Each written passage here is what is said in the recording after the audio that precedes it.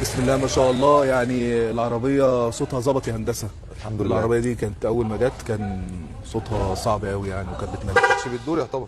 ايه المشكلة بقى بتاعتها؟ والله المشكله احنا دورنا فيها شويه، بس هي طلعت اصلا ان الصوابات هي اللي مهربه كبس في العربيه، فالموتور ما كانش بيقف مظبوط بالطريقه احكي لي الطبيعيه. القصة من الأول. يعني العميل جالك كان بيشتكي والله العميل من جالي إيه؟ العربيه مبرجله بس. برجلة أكنها متلتة؟ كانها شغاله 2 سلندر. أكنها شغالة 2 بس مش 4. بس الاربع بوجات حاسين، تمام. مش واحد قاطع، لا الاربعه حاسين تمام. حلو قوي. وقاري على الجهاز ان هي فيها حساس كامل. وقاري على الجهاز اللي فيها مشكلة حساس كام؟ طبعا حلينا بصينا على تقسيمه العربيه، يعني العربيه اول مره تتحل، ما كانتش اتحلت قبل كده. تمام. كل حاجه فيها مظبوطه. حلو حلينا أوي. وش السلندر، كشفنا على الصوابات لان شكينا في الصوابات.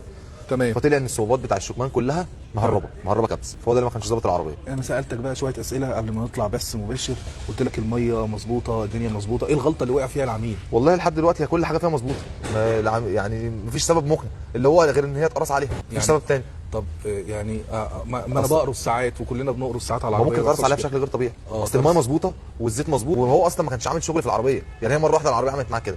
ممكن هو كان مديها لحد قرص عليها وما خدش باله وبقى انا بشوف ناس ساعات بتقرص قرص غير طبيعي. ايوه فعلا بيعمل كده. القرص الغير طبيعي الجامد قوي ده باستمرار ده ممكن يوصلنا للحاله دي. يوصل كده ويكسر كمان، بيقل في الموتور. يعني جيب موتور. اه فاحنا نتعامل بطبيعيه بالظبط. وما نسيبش عربيتنا لاي حد. بالظبط. يعني مش شرط يكون الميه او حاجه تكون نقصت في العربيه فهي اللي كانت السبب. القرص بيعمل اللي اكتر هي من تجيب كده. موتور. ولا والزيت كان مظبوط وكل حاجه تمام. بالظبط. شكرا يا هندسه، كتر خير. العفو.